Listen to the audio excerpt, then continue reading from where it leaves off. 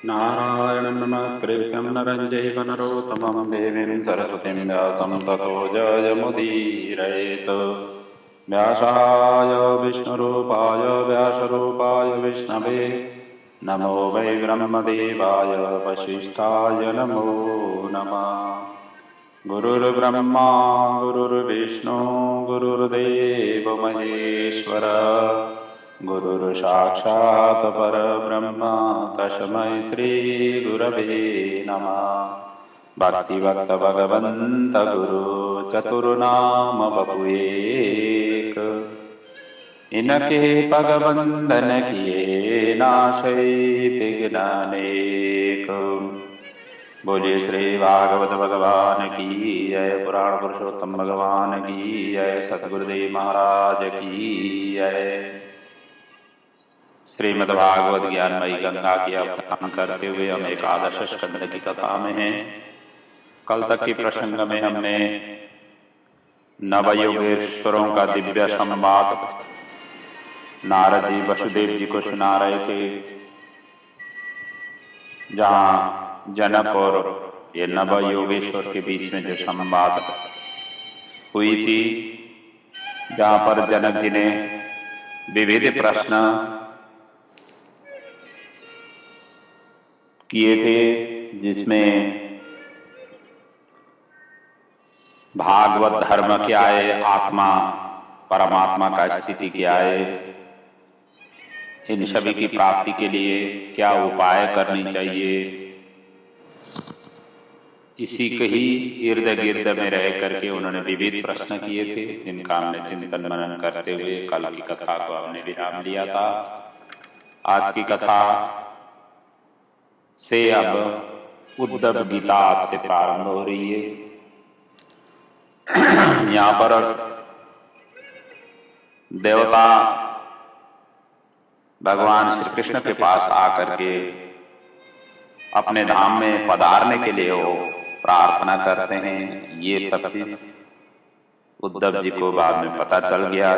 चलते ही आपके साथ में ही मैं जाऊंगा, अब मैं यहाँ पर आपके बिना रह नहीं सकूंगा, इस प्रकार से उन्होंने प्रार्थना की। तब जाकर के भगवान ने उनको ज्ञानोपदेश दिया, और वही ज्ञानोपदेश ही उद्धव गीता के माध्यम से भागवत में वर्णन है। आइए अब इस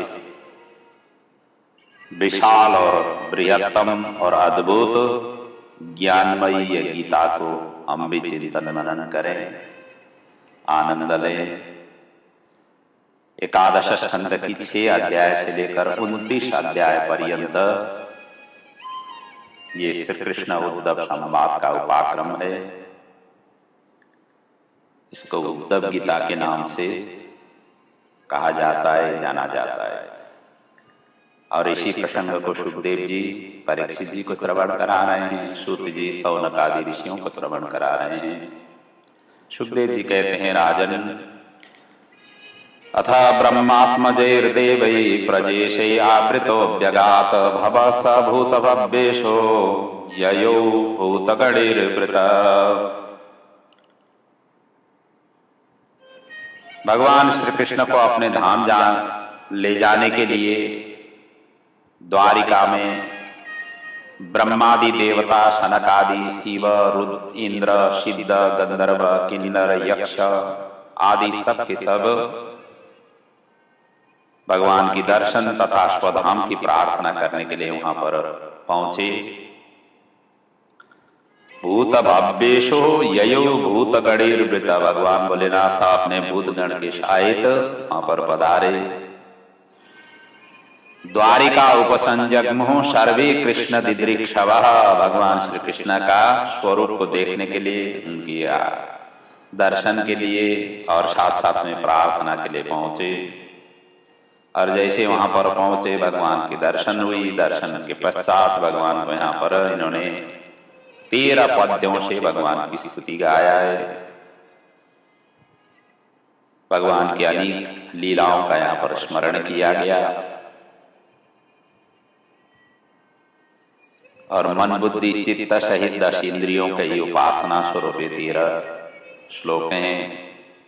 अपने भूभार का कार्य पूर्ण किया, अब अपने लोक में चल करके सबको कृतार्थ के लिए कृतार्थ करें, इस प्रकार से उन्होंने प्रार्थना की, विनती की अंतिम में। तथा स्वधाम परमम विश्वस्व यदि मन्यसे, भगवान ने सभी को सांत्वना दिया, उनकी भावनाओं को उन्होंने सम्मान किया और साथ साथ में शीघ्र जो बचा हुआ कार्य है वो सुसंपन्न करके मैं अपने स्वधाम में आ जाऊंगा, इस तरीके से उन्होंने वचन दिया। और अंतिम में कहा कि अब मैं यदुकुल का संहार करूंगा तभी मैं आ पाऊंगा, क्योंकि यह संहार नहीं हुआ तो यदुकुल को कौन संहार करेगा। इतने बलशाली हैं ये सभी के सभी, फिर इनके लिए संहार करने के लिए पुनः आना पड़ेगा। इसलिए कहते हैं आद्या समृत्य दृप्तानाम यदोनाम विपुलम कुलम गंतास्मय नील लोकोयम उद्दलेन विनक्ष्यति। इनको अभी मैंने संहार नहीं किया तो फिर संभालने वाले कोई नहीं है। इस प्रकार से भगवान ने आश्वासन दिया, सभी को विदाई प्रदान की, सभी आश्वासित होकर के अपने अपने धाम को चले गए। उसके पश्चात अभी द्वारिका में अनेक प्रकार के उत्पात होने लगे, बड़े बड़े उत्पात होने लगे। धूमकेतु का उदय हुआ, पक्ष भी 13 दिन का हुआ। 13 दिन की पक्ष अशुभ माना जाता है। किसी भी वर्ष में हमारी ज्योतिष गणना के हिसाब से शुक्ल पक्ष, कृष्ण पक्ष जिस प्रकार से विहित है, उनमें से यदि 13 दिन का पक्ष हुआ तो अशुभ कारक माना जाता है। भूकंप, उल्कापात, दिग्दाह आदि उत्पात होने लगा। जब ये भगवान की माया थी, माया से ही इस तरीके से विस्तार की। और ऊपर से भगवान ने वृद्ध यदुओं को बुला करके कहने लगे कि यहाँ पर अब इस प्रकार से उत्पात होने लग रही है, तो अब यहाँ पर बैठना ठीक नहीं है, यहाँ पर रहना ठीक नहीं है, यहाँ से निकल जाएं। तो उसी का भाव सुखदेव जी कह रहे हैं, नपस्तभ्यम इहादस्माभिः जिजीविषुभिरार्यका प्रवासम सुमहत पुण्यम यास्यामो दैवमाचिरम। अब इसके लिए विलंब नहीं करें, आज ही यहाँ से प्रवास के लिए हम चल पड़े। ये सब चीज अशुभ कारक सूचक दिखाई दे रही है। प्रकृति इस प्रकार से उद्दंड मचा रही है। यह आदि दैविक संताप का स्वरूप ये सभी के सभी दिखाई दे रहा है। तो इसलिए यहाँ बैठना ठीक नहीं है, निकल जाएं, प्रवास क्षेत्र में जाएं। एक तो पहले से ही ब्राह्मणों का श्राप, दूसरा ये सभी के सभी उत्पात, अब यहाँ रहना लायक नहीं है। ऋषियों ने पहले ही श्राप दिया हुआ है, इसलिए प्रवास क्षेत्र में जाएं और देव ऋषि उन सभी का तर्पण करें, पूजन अर्चन करें, ब्राह्मण भोजन आदि करें, पंगत बैठाएं, लंगर आदि कराएं और दान पुण्य करके इस संकट से हम पार पाएं। इस तरीके से उन्होंने समझाया। समझाते भय वृद्ध जितने भी थे, जो ज्ञानी ध्यानी थे, जो समझ सकते थे भगवान की बातों को, सभी ने अनुमोदन किया। अंततो गत्वा भगवान की आज्ञा पा करके यदुवंशी सभी के सभी ने अपने अपने रथ जाया और जो भी सामग्री की जरूरत थी सबके सब एकत्रित करके रथ में स्थापित करके के सभी प्रवास क्षेत्र के लिए वहां से चल दिए। ऐसी अवस्था देख करके उद्धव जी, सारा ये सब चीज देखते हुए उद्धव जी बड़े खिन्न हुए। और इतना ही नहीं, तुरंत वो भगवान के शरण में आए, क्योंकि ये भगवान की माया को जानते थे और आकर के भगवान के शरणापन्न होकर के कहने लगे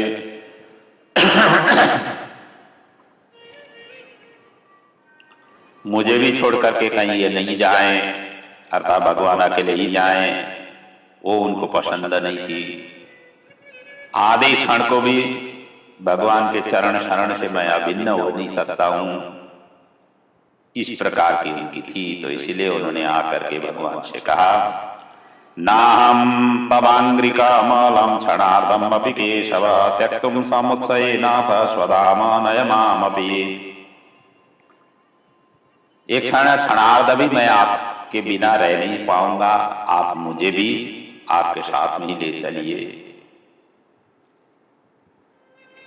इस तरीके से जब उन्होंने प्रार्थना की तो भगवान ने कहा कि मेरा कुल भी श्राप से प्राय नष्ट हुआ है और आपने मेरे साथ न तो जन्म लिया है न तो आप साथ में जाएंगे, क्योंकि जन्म और मृत्यु सभी के सभी अपने आप ही लेकर के आते हैं। तो इसीलिए आप न तो मेरे साथ साथ में आपने जन्म लिया, न तो आपको मैं साथ ले जा पाऊंगा। जब इस प्रकार से भगवान ने मना कर दिया तो उद्धव और भी दुखी हो गए और उद्धव जी की दीनता देख करके भगवान ने तत्काल एकांत में लेके गए और उनको समझाने लगे कि मेरे जाने के बाद ये सारा द्वारिकापुरी 7वें दिन में समुद्र में विलुप्त हो जाएगी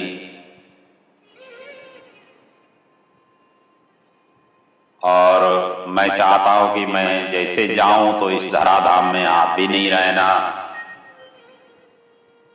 और ऐसी स्थिति में आप बद्रिकाश्रम में चले जाना, वहां पर तपस्यारत रहना।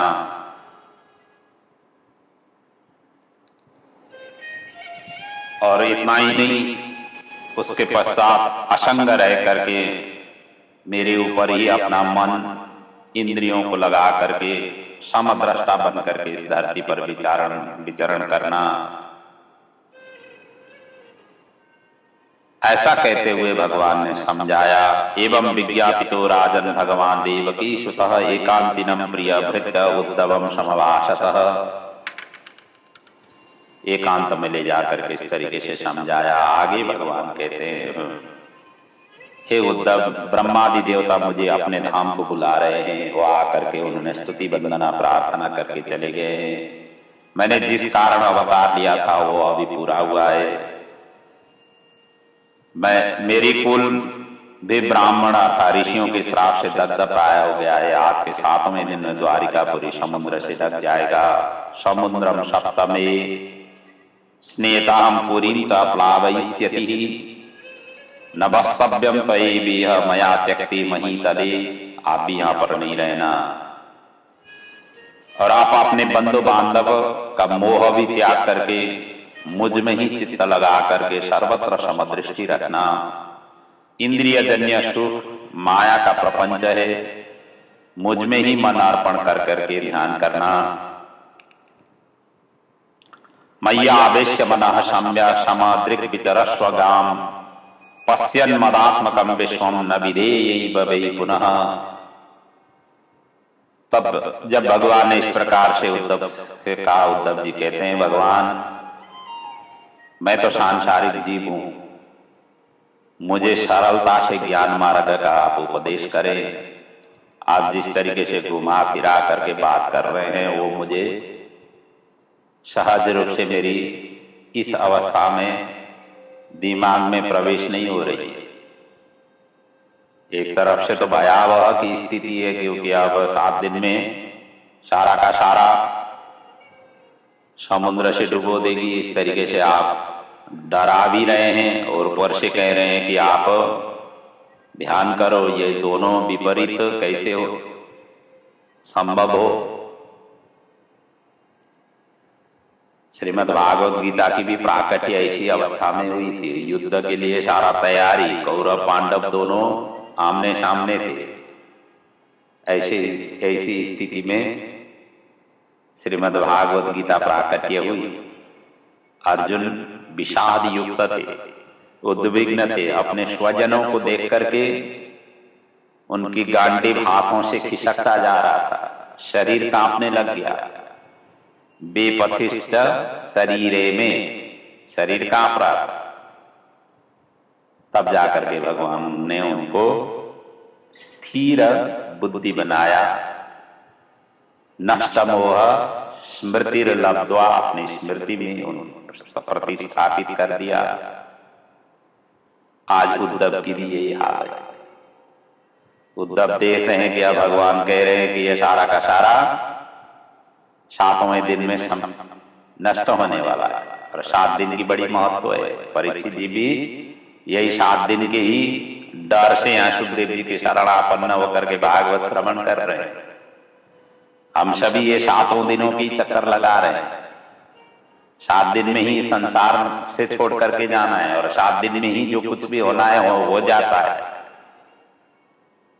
कारोबार भी 7 दिन में ही होती है। 8वें दिन के लिए कारोबार प्रतीक्षारत नहीं रहती है। जन्म मृत्यु जितने भी है, यश मान कीर्ति लोभ मोह वासना छोड़ना लेना, ये सब ये 7 दिन के अंदर ही अंदर होती है। भगवान वही 7 दिन की संकेत कर रहे हैं। तो जब उद्धव भी उद्विग्न मन से यहाँ पर व्यथित हो रहे थे, तब जाकर के भगवान ने ये उपदेश दिया। व्यक्ति जब कहीं किसी में चोट लग जाती है, तभी जाकर के उनको वो परिवर्तित हो जाता है। अभी तक चोट नहीं लगा,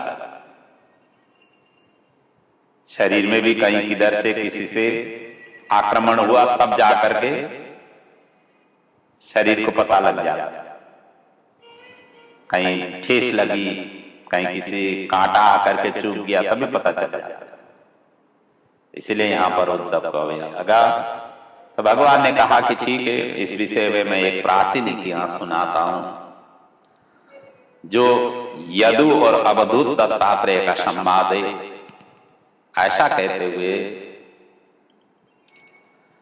अब यदु जो इनके पूर्वज हैं, यदु वंश से ही अभिवृद्धि होकर के यादव बने हुए, इन्हीं वंशों के विस्तार से ये यादव कुल बने। उसी कुल में ही भगवान ने सारा लीला का विस्तार किया है।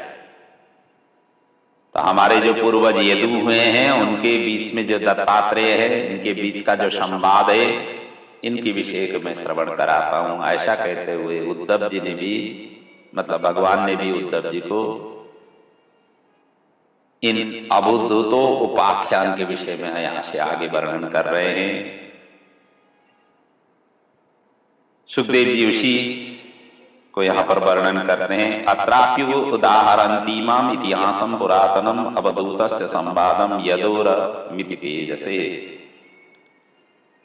तो ये यदु राजा दत्तात्रेय जी से कहते हैं, आप ज्ञानी होकर के अज्ञानी की भांति विचरण करते हैं, आप हमेशा आनंद में रहते हैं, इसका क्या कारण है? आनंद आपको कैसे प्राप्त हो रही है? अवधूत मार्ग में जो चलते हैं, वो व्यक्ति हमेशा हमेशा आनंदित होता है, उससे कोई लेना देना नहीं होता है, वो मस्त रहता है। जैसी स्थिति हो उसी में बड़ा आनंद मस्त होकर के रहता है। भागवत स्वयं अवधूत की स्थिति में पहुंच जाए, इसी के लिए ही कोशिश में लगा हुआ है। भागवत के जितने भी चरित्र हैं, जितने भी उपाख्यान हैं, आप स्वयं अवधूत बन जाएंगे। इसलिए अवधूत उपाख्यान यहाँ पर भगवान ने अंतिम में उद्धव जी को माध्यम बना करके उपदेश दे रहे। ये अवधूत ने 7 दिन में जब इस प्रकार से यदु महाराज ने उनको पूछा तो अवधूत रूपी दत्तात्रेय जी कहते हैं, मुझे आनंद देने में मेरे पीछे 24 गुरु है जिनसे मैंने शिक्षा ली है। कहते हैं शिक्षा और दीक्षा ये दो प्रकार के गुरु होते हैं। एक दीक्षित गुरु होते हैं, एक शिक्षित गुरु होते हैं। शिक्षित गुरु अनेक होते हैं। जैसे कि हम प्रथमी कक्षा से लेकर हमने जो आचार्य तक या यूनिवर्सिटी तक जितने भी हमने डिग्री ली, डिग्री लेते समय तक के जितने भी शिक्षक बन करके हमारे जीवन में आए, इतना ही नहीं, विश्वविद्यालय की तो पढ़ाई है ही है, इससे अलावा की भी जो ज्ञान गुण है, जैसे स्पोर्ट्स क्षेत्र में है या नृत्य आदि क्षेत्र में है, गायन आदि के क्षेत्र में है, जहां जहां से हमें ज्ञान प्राप्त किया वो सभी के सभी शिक्षित गुरु माने जाते हैं। ये अनेक होते हैं, लेकिन दीक्षित गुरु एक ही होते हैं। दीक्षित गुरु आध्यात्मिक ओर ले जाते हैं, शिक्षित गुरु संसार की ओर ले जाते हैं। दीक्षित गुरु भगवान की तरफ ले जाते हैं, शिक्षित गुरु हमें संसार में कैसे रहना है, कैसे अपने स्किल को डेवलप करना है, अपने अपने क्षेत्र को कैसे कामयाबी हासिल करनी है, वो टेक्निकल लाइन सिखाते हैं। दीक्षित गुरु ज्ञान दे देते हैं, शिक्षित गुरु विज्ञान प्रदान करते हैं। विज्ञान की सारी व्याख्या शिक्षित गुरु से प्राप्त होती है। विज्ञान भौतिक जगत को विश्वास करती है। भौतिक जगत के यावत चीजों की प्राप्ति शिक्षित गुरु से हमें प्राप्ति होती है। उनसे ही हमें सीखना पड़ता है, सीखते हैं। और हर कोई के जीवन में इसी प्रकार से चलता है।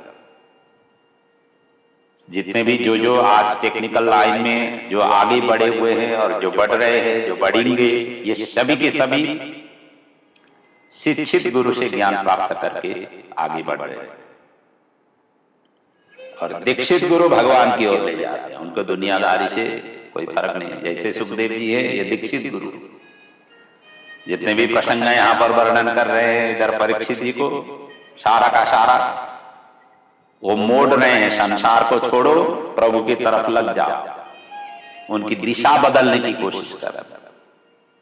संसार अस्थायी है, आसार है। सार तत्व तो प्रभु है। प्रभु में स्थिर रहोगे तो स्वस्थ होगे, संसार में स्थिर रहोगे तो अस्वस्थ होगे। इसलिए दीक्षित और शिक्षित गुरु, और यहाँ दत्तात्रेय ये 24 जो गुरु हैं ये सभी के सभी शिक्षित गुरु। उन्होंने ये टेक्निक सिखाया। और ये टेक्निक सिखाने वाले शिक्षित गुरु कौन कौन से थे, यहाँ पर वर्णन कर रहे हैं। पृथ्वी वायु आकाश आपोग्नि चंद्रमा रवि कपोतो अजगर सिंधु पतंगो मधुकृत गजा मधुहारिणो मीन पिंगला कुरोर्भकः कुमारी शरकृत सर्प पूर्णनाभि सुपेशकृत। ये 24 गुरु है। अब इनका हम क्रमशः एक एक जो गुरु हुए हैं, मतलब जो शिक्षा दिए हुए हैं, उन्होंने से कैसे कैसे दत्तात्रेय जी ने शिक्षा दी, इनके विषय में चर्चा करेंगे। और इन सभी से जो मैंने ज्ञान प्राप्त किया, इस ज्ञान को मैंने जीवन में अपनाया। अपनाने के पश्चात मैं ऐसा मस्त होकर के रहता हूं। सुन तो हम सभी लेते हैं, पढ़ भी लेते हैं। आजकल तो इतना सरल और सहज माध्यम हो गया, इंटरनेट के माध्यम से ऐसे विशिष्ट व्यक्तियों की प्रवचन सुनने को मिलती है,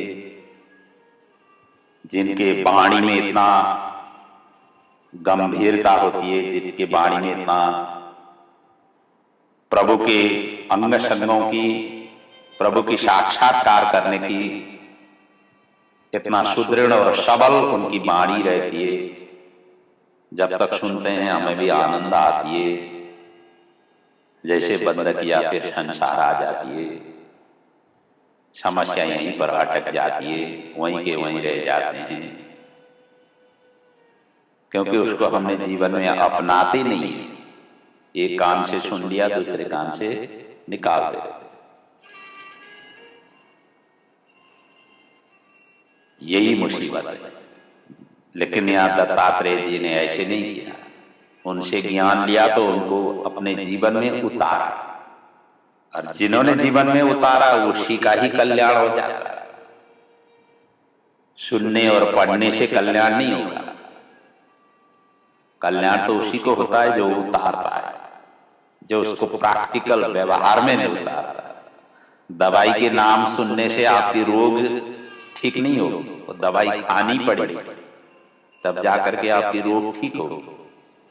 उसी प्रकार से कथा सुनना, दवाई का नाम आपको पता चलेगा। अब जब खाएंगे तो ये निदान होगी। तो सर्वप्रथम मैंने पृथ्वी से शिक्षा ली। पृथ्वी से अब मैंने क्या शिक्षा ली? वो कहते हैं इसे मैंने सहनशीलता की शिक्षा ली, परोपकार की भावना की मैंने शिक्षा ली। पृथ्वी के ऊपर हम सारा का सारा कार्य ये पृथ्वी के ऊपर ही कर रहे हैं। बिना पृथ्वी से तो हम रह भी नहीं सकते हैं। हमारा आधार आधेय स्थल ही पृथ्वी है। और पृथ्वी का नाम क्षिति है, और इसी का नाम है क्षमा। और इसके समान क्षमावान कौन होगा? पृथ्वी के समान क्षमावान कौन होगा? जितने भी पाप हैं हम यही पृथ्वी के ऊपर ही खड़े होकर के करते हैं, फिर भी सभी को क्षमा प्रदान करते। इसलिए चाहे कोई भी किसी भी तरीके से आपको व्यवहार करे, पृथ्वी की तरह क्षमावान बनो, हर कार्यों के ऊपर क्षमावान बनो। ऐसा करोगे तो प्रभु अपने आप ही ठीक कर देंगे। ये क्षमाशीलता की उत्कृष्ट उदाहरण पृथ्वी से मैंने सीखा, सहनशीलता उनसे सीखा। सबको आनंद ये प्रदान करती है। ये साक्षात माता स्वरूपिणी धरती माता कह करके हम पुकारते हैं। जैसे कि कहा गया है ना, एक व्यक्ति को अत्यंत भूख लगी हुई थी। उसने देखा कि अब कहां से भोजन प्राप्ति करें, और इधर उधर देख रहा था कि उसने एक फलों से लदा हुआ वृक्ष देखा, लेकिन फल थोड़े ऊपर ऊपर में थे, नीचे के तो फल जो है ना, और जिन को हाथों से जो निकाल सकते थे निकाल रहे थे, या नीचे नीचे के पहले ही पथिकों ने सारा का सारा निकाल लिया था, और ऊपर ऊपर में थे फल।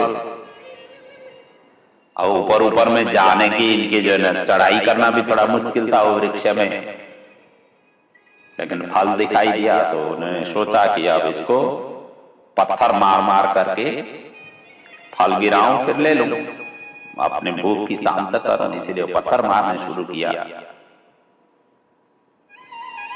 और एक दिशा से वो पत्थर मार रहा था, दूसरे दिशा में।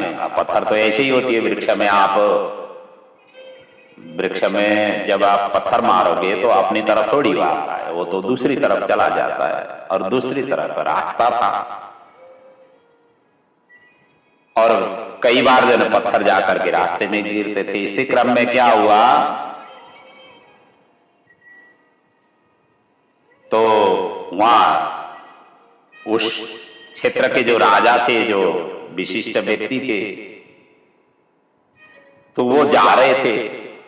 संयोग बस ऐसा हुआ कि वृक्ष में उसे टकराव करते हुए जाकर के वो पत्थर उसी राजा साहब के सिर में लग गई। और हालांकि वो सिर में उन्होंने मुकुट वगैरह धारण किया था, इतना चोट तो नहीं आया, लेकिन उनके इर्द गिर्द में सभी सैनिक थे। उन्होंने देखा पत्थर किसने मारा है, आकर के उनको तो पकड़ में आ ही गया, व्यक्ति को पकड़ लिया और भूखा प्यासा तो था ही, उनको दौड़ करके पकड़ लिया, बंदी कर दिया। और उसने रोते रोते हुए कहा कि हमने आपको पत्थर नहीं मारा है, हमने तो वृक्ष को पत्थर मारा है ताकि फल गिरे और हम ग्रहण करें, हम भूख से तड़प रहे हैं। इस तरीके से उसने कहा। फिर भी सैनिकों ने उनको बंद किया और अंततो गत्वा राजा ने उनको पूछा। पहले तो सैनिकों ने ऐसे, अब ऐसे में तो राजा को थोड़ी आगे आने दे देते हैं, सैनिक ही सारा कुछ तमाम कर देते हैं। अंततो राजा को ऐसे लगा कि इसको एक बार जाकर के पूछ लेता हूं, क्योंकि उसने जानबूझ करके नहीं किया था, भगवान ने इनको प्रेरणा दी और उसने जाकर के राजा ने खुद ही उस बंदी पति को उन्होंने पूछा कि आपने क्यों पत्थर मारा था। उन्होंने बताया, मैंने आपके लिए पत्थर नहीं मारा था, मैंने तो वृक्ष को पत्थर मारा था, फल प्राप्ति के लिए मैंने मारा था, परंतु अब संयोग हुआ शाप के ऊपर लग गया। मैं आपसे क्षमा मांगता हूं और जो कुछ भी मुझे सजा देना हो दीजिए, लेकिन मैंने आपने जानबूझ करके नहीं किया। इस तरीके से दीन बन करके उसने प्रार्थना की। राजा ने तुरंत ही सोचा, उन्होंने ये सोचा कि जड़ वृक्ष में यदि ये पत्थर लगता तो वो फल देता है, मैं तो जड़ नहीं हूं, मैं तो चैतन्य हूं, और मुझ में लग गया तो मैंने इसको बंदी बना दिया। इससे अच्छा तो ये वृक्ष ही है जो पत्थर मारने वाले को भी ये फल देते हैं। राजा इसी वाक्य से प्रसन्न हुए और इसी घटना से उनको अद्भुत ज्ञान भी प्राप्त हुआ। उन्होंने तुरंत उस बंदी को छोड़ दिया, उसके जो भी अनाज आदि की व्यवस्था थी जितना कर सकते थे कर दिया, उनको संतुष्ट किया। तात्पर्य यह है कि पृथ्वी के समान ये क्षमाशील कौन हो सकता है। क्षमा दान सर्वोपरि दान है, और यही शिक्षा मैंने पृथ्वी माता से सीखी। और दूसरे मेरे गुरु है वायु।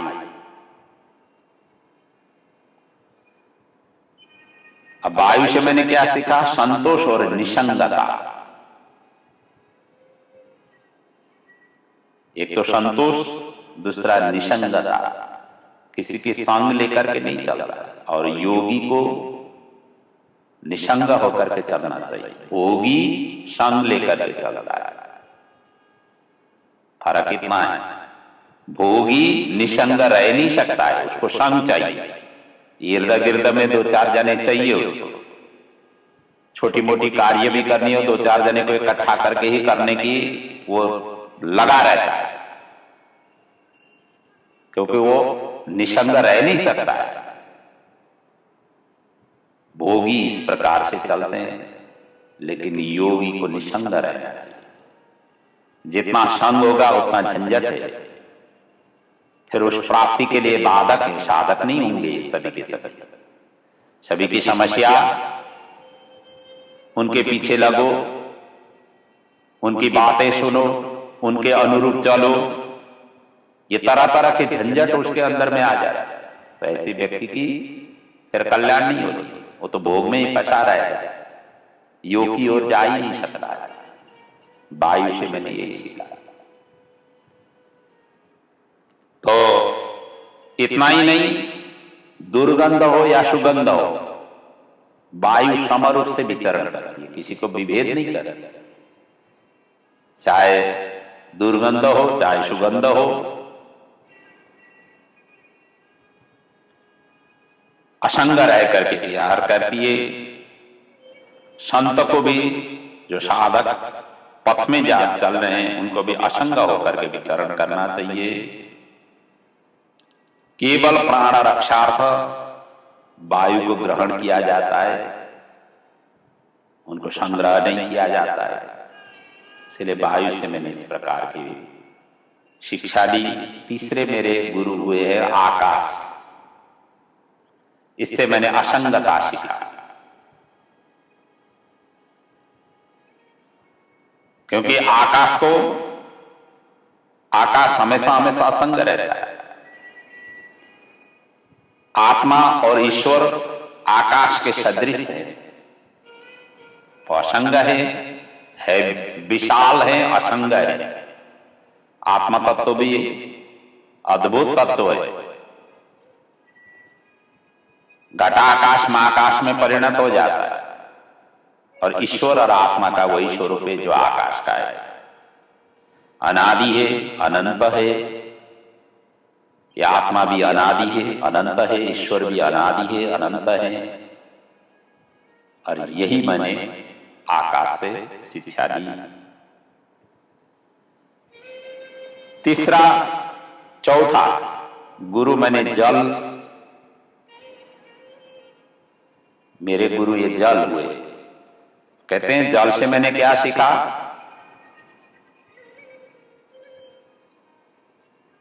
शीतलता, मधुरता और शुद्धता, ये मैंने जल से सीखा। हर कार्यों की, हर चीजों की पवित्रता करनी हो तो हम जल से ही पवित्र करते हैं। कोई गंदगी हो गई तो जल के ही द्वारा उनको धुलाया जाता है, साफ किया जाता है। ऊपर से मधुरता है, ऊपर से शीतलता है। इसीलिए मैंने हमेशा मधुरभाषी बनने के लिए, हमेशा शांत प्राप्ति करने के लिए, निष्कपट वृत्ति प्राप्ति के लिए ये जल से मैंने ये सीखा।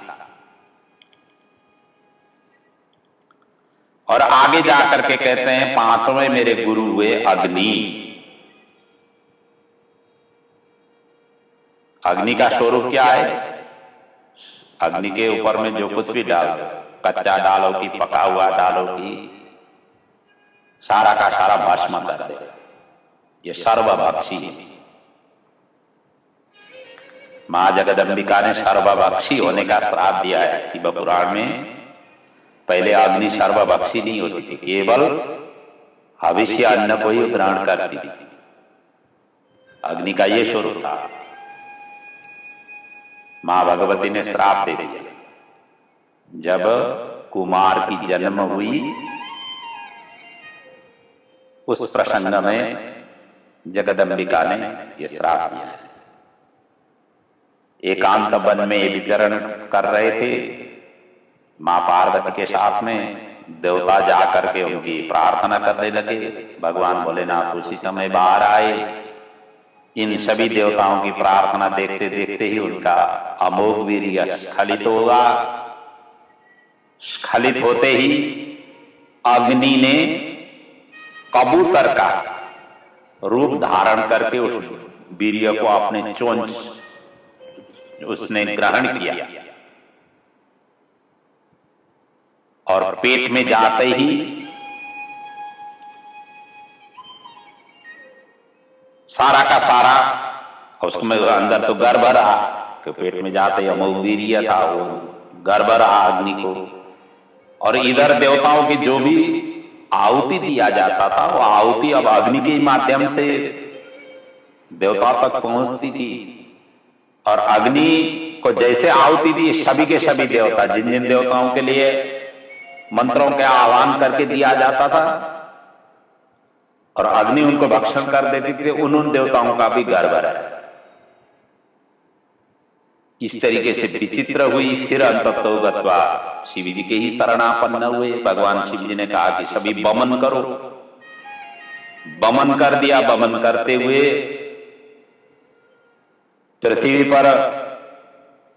पृथ्वी ने सहन नहीं कर पाई, हिमालय में ले जाकर के रखा। हिमालय ने सहन नहीं कर पाई, जाकर के समुद्र में फेंका गया। समुद्र ने भी सहन कर नहीं पाए, और उसकी तरंगों और छालों ने ला करके इधर उस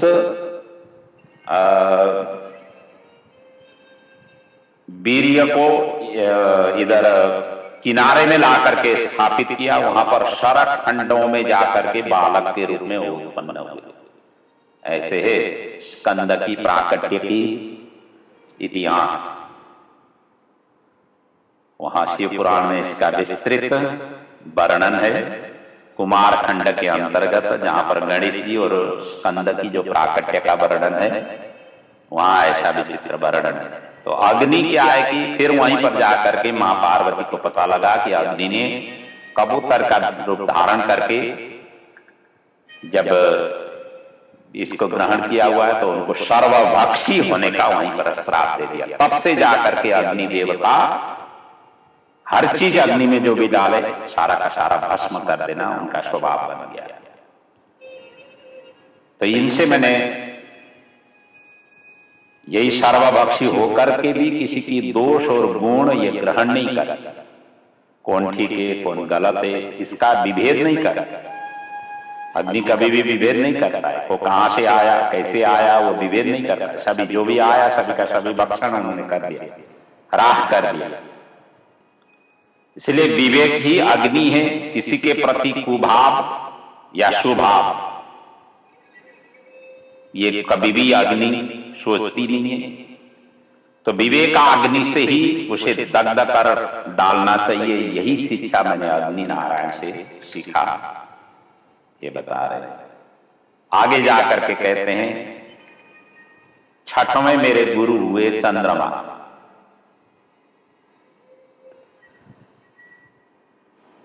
चंद्रमा से मैंने आत्मा अविनाशी और शरीर विनाशी ये भाव मैंने सीखा। जैसे कि चंद्रमा में क्या होती है, 15 दिन तो ये बढ़ती है, 15 दिन घटती है।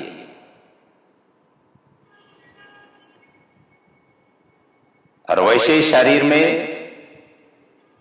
ये वृद्धि होती है, बालक से लेकर बालक होकर के युवा हो जाता है, युवा से वार्धक्य, वार्धक्य बाद में बुढ़ापा, यह वृद्धि। लेकिन आत्मा कभी भी वो वृद्धि नहीं होती, आत्मा तो एक रूप में रहती है। इसलिए चंद्रमा से मैंने यही सीखा कि ये शरीर का प्रक्रिया है कि घटना बढ़ना, लेकिन आत्मा से इसका कोई संबंध नहीं है। इसलिए कहते हैं ना, संपत्ति में नहीं चढ़े और विपत्ति में नहीं घटे। यही मैंने सीखा है। जो चंद्रमा की कलाएं घटती बढ़ती है, इससे मैंने यही सीखा। तो ये चंद्रमा भी मेरे गुरु। आगे जाकर के कहते हैं सूर्य भी मेरे गुरु हैं, जिन्होंने मैंने शिक्षा क्या लिया, परोपकारिता।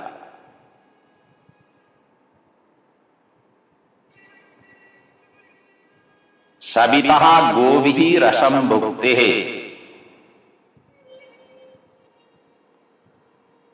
कहते हैं परोपकारिता मैंने सूर्य से सीखा। एक ही सूर्य के बिंब भिन्न भिन्न जल पात्रों में दिखाई देता है, वो आत्मा भी ऐसा ही है। देहादि में देखना, सभी भिन्न भिन्न जितने भी देहधारी हैं उन सभी के अंदर अंदर में भिन्न भिन्न आत्मा के रूप में विचरण करते हैं। उसी प्रकार सूर्य से मैंने ये सीखा। सूर्य रस ग्रहण करता है और उस रस को बरसात के समय में बारिश के द्वारा सारे के सारे वनस्पतियों के ऊपर बौछार कर देती है। इसीलिए संत को भी यही चाहिए कि किसी से कुछ भी मिल गया तो ले लिया और किसी से कुछ उन्होंने नहीं मांगो।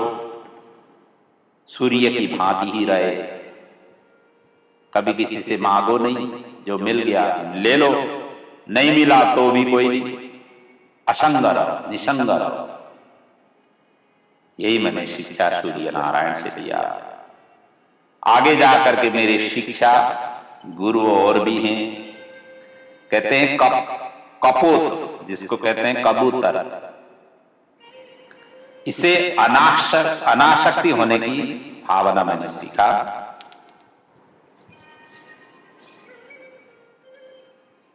मोह ही बंधन का कारण है। मोह से मुक्त होने के लिए इनसे मैंने ये सीखा। जैसा कि सुखदेव जी वर्णन करते हैं, नाति स्नेह प्रसंगो वा कर्तव्य क्वापि केनचित् कुर्वन् विन्देत संतापम कपोत इव दीनदी।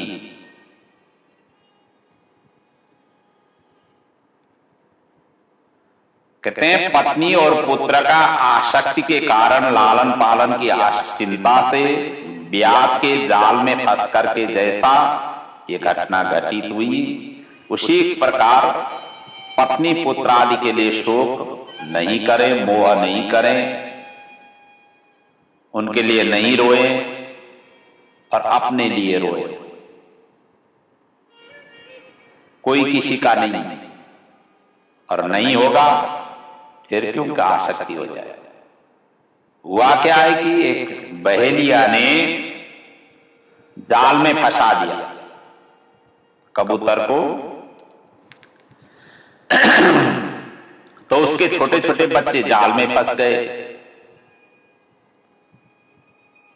कुछ कुछ उन्होंने दाना चारा रख दिया था उस जाल के नीचे, और बच्चे तो माँ बाप उस समय थे नहीं और चारा लेने के लिए गए हुए थे। इधर बच्चों को भूख लगी हुई थी, वहां चारा दिखाई दिया और उनको क्या पता था ये जाल है। जा करके वो बीन बीन करके खाने लगे, चुगने लगे,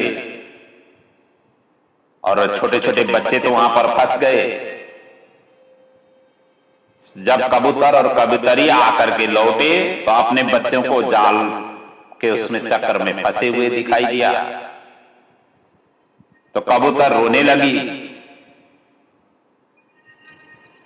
और इतने में ही कबूतर ने कहा कि जब बच्चे और पत्नी मतलब रोते रोते ही वो कबूतरनी तो जो है ना जाकर के बच्चों के पास में पहुंच गई, तो वो भी फंस गई। और इधर कबूतर ने देखा कि यदि आप पत्नी ही नहीं रही, बच्चे ही नहीं रहे, तो मेरा अपना शरीर मैं अकेले ही रह करके क्या करूं, इसलिए वो भी जाकर के जाल में फंस गया, वहीं पर कूद पड़ा। बहेलियों को इधर काम बन गया, सभी के सभी उसकी एक ही जगह से उनको शिकार मिल गया, सबको पकड़ करके ले लिया। और इससे मैंने ये सीखा कि हम परतंत्र होकर के मोह के कारण जानबूझ करके बंधन को हम स्वीकार करते हैं, इसलिए कभी भी परतंत्र नहीं बने, स्वतंत्र रहे। और बंधन किसी भी तरीके की बंधन भगवत उपासक के लिए, भगवत मार्ग के लिए बंधन ही है, वो बाधक ही है, वो साधक नहीं है। इसलिए पुत्र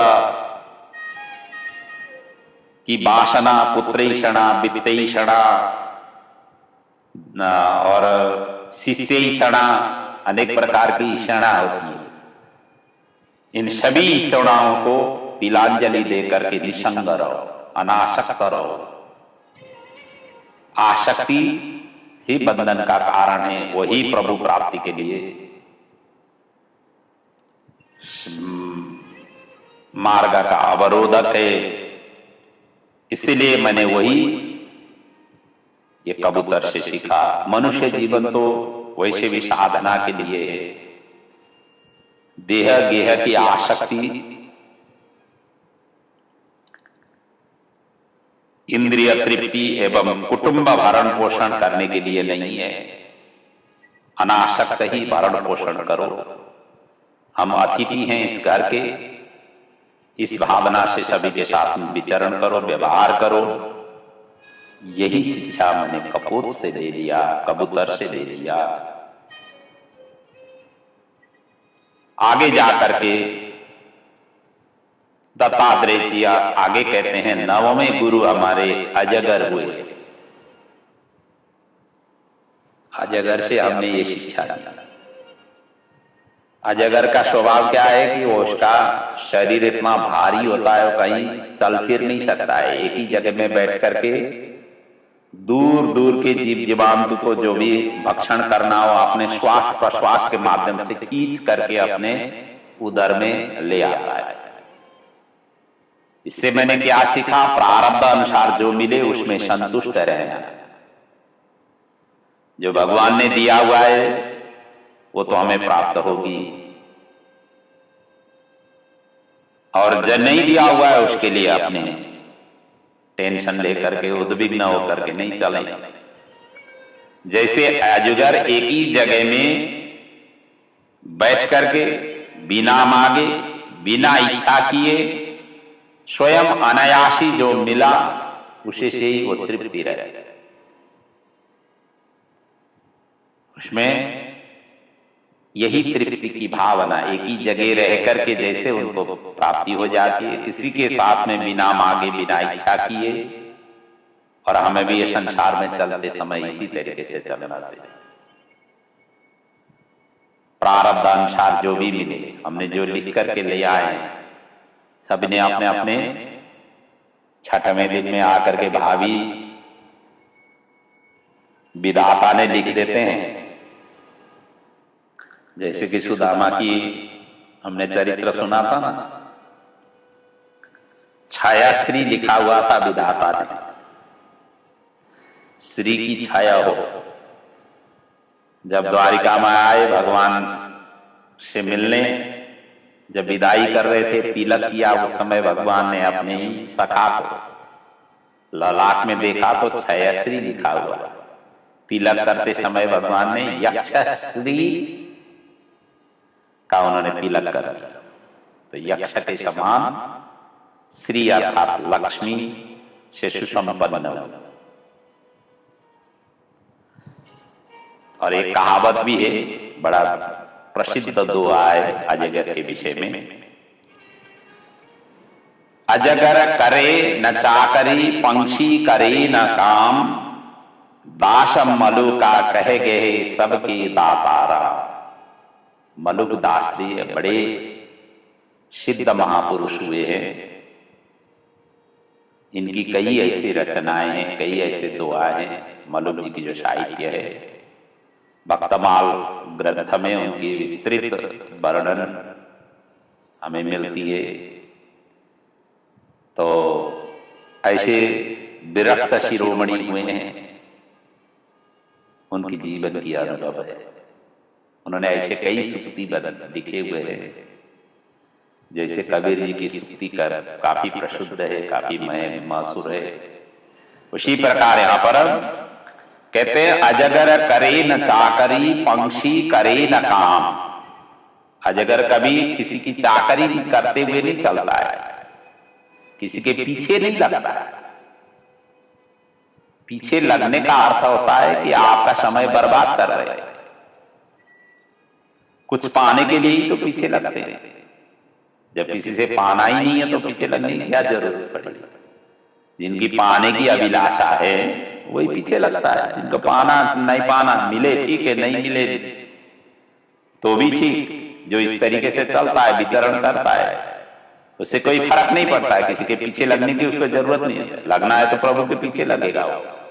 दुनियादारी के दुनिया के पीछे क्यों लगेगा? सबके सभी नाशमान है, उनके पीछे लगने से हमें नाश तत्व ही प्राप्ति होनी है। अविनाशी तत्व हमें प्राप्ति तो होनी है ही। और जो भी वहां से मान सम्मान आदि जो भी हमें प्राप्त होगा वो भी सभी के सभी नाशमान है। इसलिए अविनाशी तत्वों के पीछे लगने से ही कल्याण होगा। नाशवान के तत्वों के पीछे लगने से व्यक्ति संसार में बंधा रहेगा, उनका कल्याण नहीं होगा। तो कभी वो चाकरी नहीं करता। पंक्षी करे न काम। पक्षी देखिए, कहीं जाकर के कोई उसकी धंधा आदि तो करता ही नहीं है, फिर भी उसके जीविका भरण पोषण होती रहती है। बड़े आराम से उनके लालन पालन परिवार का अभिवृद्धि होती रहती है। हम सोचते हैं कि हम संसार को, हम परिवार को हम पाल रहे हैं, हम नहीं हुए तो परिवार को कैसे? ये सब चीज की जो वासनाएं हैं, ये वासना आपकी मनोगत वासना है। जिन्होंने संसार में भेजा हुआ है हर प्राणी को, उनका अन्न जल का हिसाब किताब भी उसने लिख करके ही भेजा हुआ है। इसलिए निश्चिंत होकर के रहो, कहीं किसी भी क्षेत्रों में फिक्र नहीं करो। और इसी से ही कल्याण होने वाला है। अगले गुरु हुए मेरे समुद्र। वो कहते हैं समुद्र से मैंने गंभीरता सीखा।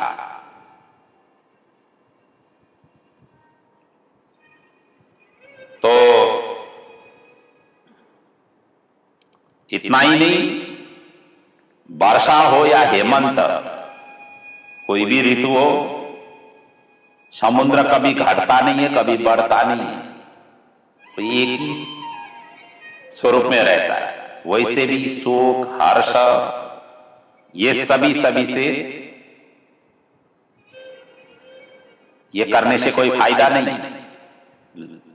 कहते हैं ना, लाभ हानि इनकी गणना करने से कोई फायदा नहीं, समभाव में रहो। और यही गंभीर प्रकृति साधक की रहती है। इसलिए समुद्र से मैंने उनकी अपनी एक मर्यादा रहती है। जैसे समुद्र के किनारे में कितने घर बने हुए हैं, यदि समुद्र बारिश के समय में बढ़ जाए तो घर सभी के सभी पानी के अंदर आ जाएंगे। नदी का काम है घटने बढ़ने का। और जो छोटी छोटी नदियां होती है ना, वो नदियां बरसात में खूब जोर से आसपास के जितने भी हैं पेड़ पौधे सब उखाड़ते हुए चलते हैं। लेकिन समुद्र ऐसा, समुद्र में एक रस, न घटती है न बढ़ती है। इसलिए चाहे लाभ हो चाहे हानि हो, समरूप से रहो। यही शिक्षा मैंने समुद्र से सीखा। आगे मेरे गुरु हुए पतिंगा। पतंग को उन्होंने गुरु बनाया। एक दीपक जल रहा था।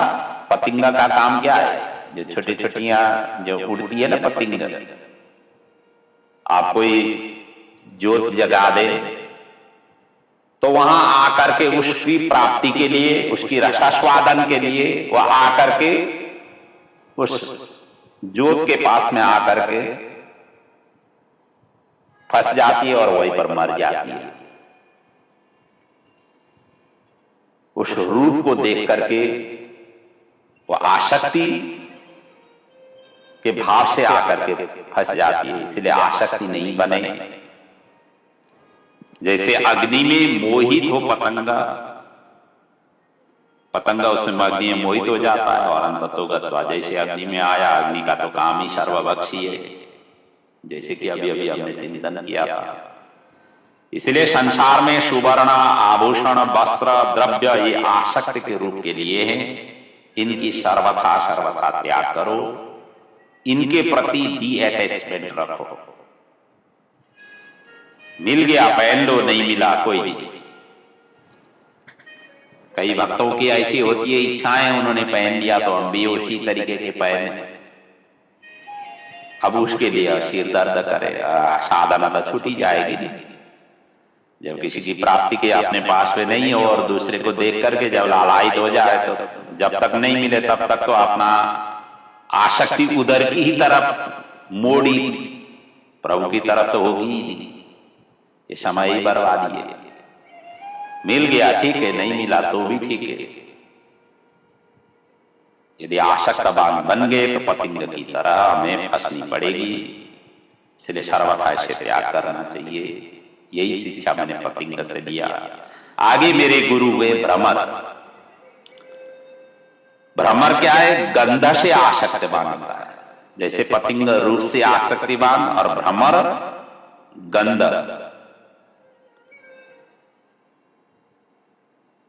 और ये सार ग्रहण करने के लिए ये चलता है। और ये इतना है कि ये भ्रमर लकड़ी को भेदन कर सकता है, परंतु जैसे कमल के फूल के अंदर में चला जाता है, वो रस लेने की, वो गंध को आग्रहण करने की, उसको रस को लेने के लिए वो इतना आसक्तवान बन जाता है कि जो रात्रि कमल है,